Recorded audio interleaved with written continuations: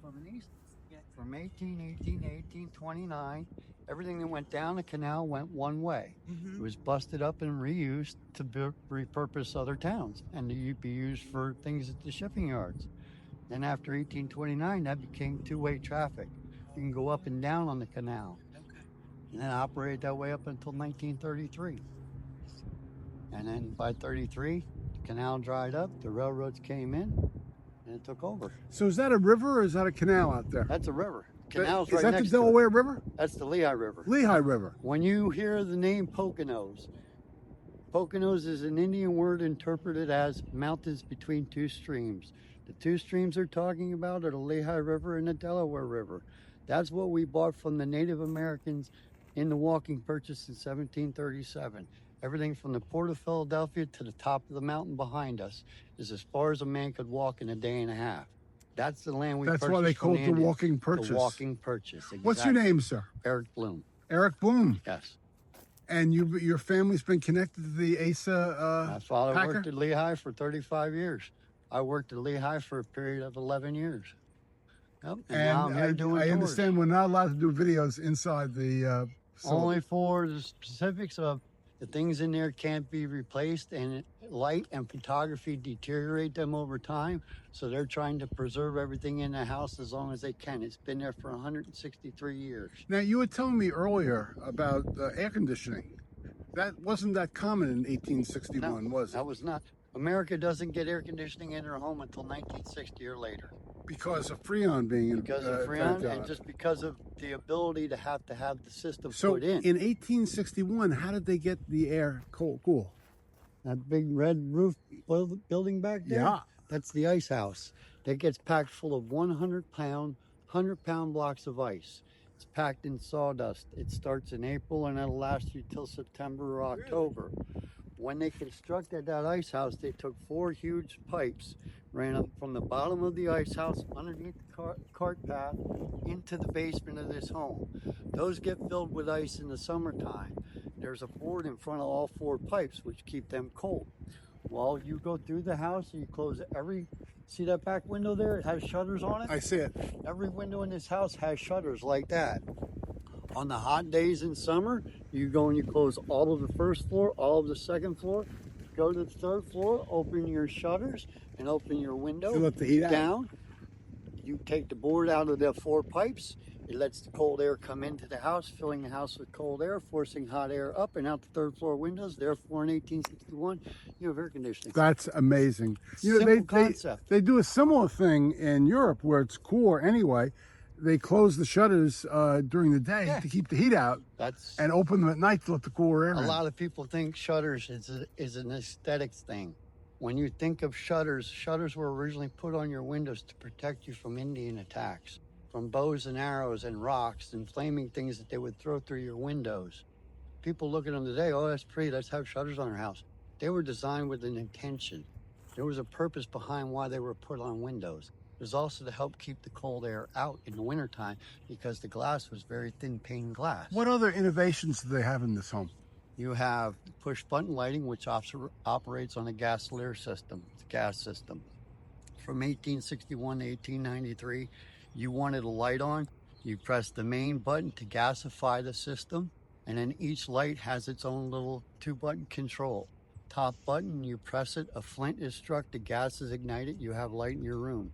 In each little light thing, there was a flint. Was a gas fixture and a flint. And then when you were done, you just press the other button, it would snuff out the flame, and you may now go about your business. And you said earlier there was a way they communicated with the staff. How'd they do that? It's called a whistle stop. It's a little mouthpiece about that big, and there's a flap in that mouthpiece. It has a diaphragm in it. You whistle into that diaphragm, it makes a sound in the kitchen. I know you're calling me. I open the flap and I speak to you. You give me what you want. You want a glass of milk? I say, yes, Mr. Packer. I close the flap. So you're speaking through a little tube. Yeah. And you blow it to signal them that you want them. And that tube goes from the kitchen all the way to the other side of the house to the second floor to his bedroom. There's only 4 mouthpieces in the house. Was it a flexible tube or what was it made of? Metal tube. Metal tube. It runs directly across the house in the walls. Somebody was thinking. Amazing. And when they put the stove in, they cut the stove off. They cut the legs off the bottom of the stove for 2 reasons. You cook with cast iron. Well, cast iron is very heavy. I'd rather lift it from this height than to lift it from this height. Absolutely. So they cut it close to the floor. They also took the legs off because of the ash. Normally you would pull the ash out and dump it into a bucket in your kitchen. Well, now your food gets contaminated. So when you have crunchy food at dinner time, you know why. They cut the legs off and put a flue directly through the floor. So when you shake the grate, all your ash falls through the floor down into the basement to a catchment system, and you have no ash in your kitchen. Simple things Asa like that. must have. Did Asa do this himself? Did he do the designs? No, it was designed by an architect named Samuel Sloan, and it was built from 1859 to 1861. Was Samuel Sloan the person who designed the air conditioning and the grating? That's like a laundry chute for ashes. Yeah, exactly what it is. There's a drip hose. They have a John Wanamaker no drip ice box in the kitchen. You put a 50-pound block of ice in there. As that ice melts, it drips to a pan, which has a hole in it and goes to a tube, which runs down through the floor to the basement, and the ice drips down into the basement. You have no contamination in your kitchen. No water removed from your kitchen. It all goes downstairs. And they thought of this in 1861. Was that designed by the architect? Yes, he it did was. that. That is absolutely amazing. It's amazing. When you look at the things that are in this home that they incorporated at the time of its construction, it blows you away. Because there's simple features, but America won't have them in their home until 1940 or later. Absolutely. Air conditioning is a prime example. This is 100 years ahead of the nation. Right. They have air conditioning in 1861. Most of America don't get it in their home until 1960 or later. That's right. It's pretty amazing when you think about it. I think Freon came out at the World's Fair in 1938. Yep, it came out at the beginning of World War II. Right. Right. So you're looking at the end of the 30s. That's, and even the telephones didn't come out until the late 1902. They have an intercom system because the electricity came online. Right. In 1902, they put electric system in, which allowed them to put intercom system in. When you stand in that kitchen, there are 3 types of communication devices. It spans 40 years. You have the whistle stop. You have a doorbell system, which came home in 1876 from the Philadelphia Expose. And then you have the house intercom system, which was put in 1902. That's 40 years. 3 pieces of technology. You can see where you've been and you can see where you're going. Today, we walk around with this in our pocket. This has 10 times more computing power than it took to send a man to the moon in 1969. 3/4 of us don't know how to use it. If it doesn't scare you, it should, because where are we going after this? Something probably in our glasses. We're going to be the Jetsons. We're going to have hover cars soon. It's the way it's going to be. By the way, I'd like to thank you for giving me this video, and it will be on YouTube. I'd like to give you my card. Sure. It has the name of my channel on it. That'd be awesome. And I appreciate that. I may put this on quickly. Brings more people here. It will bring more people here. It generates more interest. That's exactly what I tell them. That's what I tell the guides. So this is a national treasure. This surely I'll give you a card as well. Yeah. It's not just the town of Jim Thorpe. Even though it's owned by the borough, this is a national historical landmark.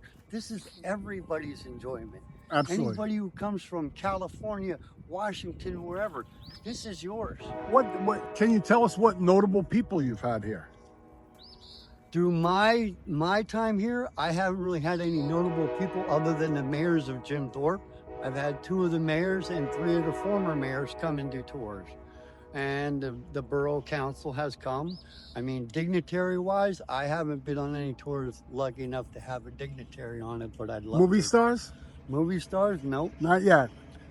Talking about movie stars and famous people, that building right up there on the top of that mountain? Yes. It's called the Ballroom at the top of the world.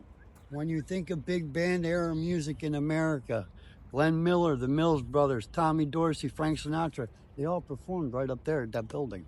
That's where Tommy Dorsey got his start. I didn't know that. He's 3 miles from here. He lived in Nesquehoning. And you could walk from your house to the ballroom if you wanted to. My grandmother used to sneak my grandfather's car out when they bought the first Model T.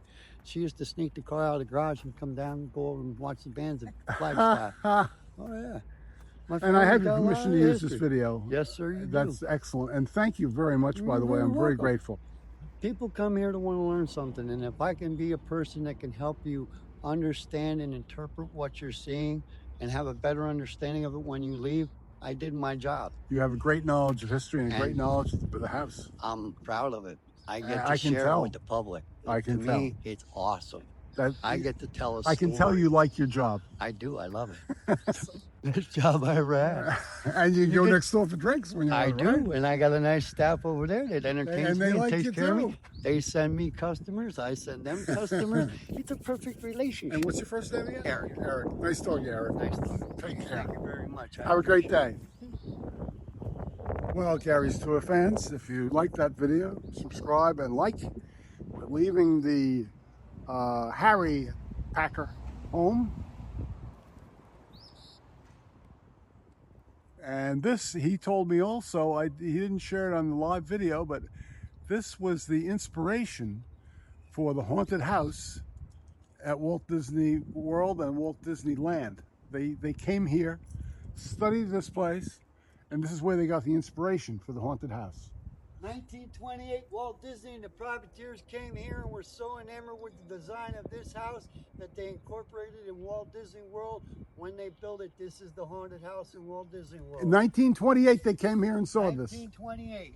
Amazing. Thank you, Eric. Amazing. And you can hear in the background the train. We're going to be taking a train ride in another video that you'll see. And thank you for watching this video. And if you like the video, please subscribe. Thank you.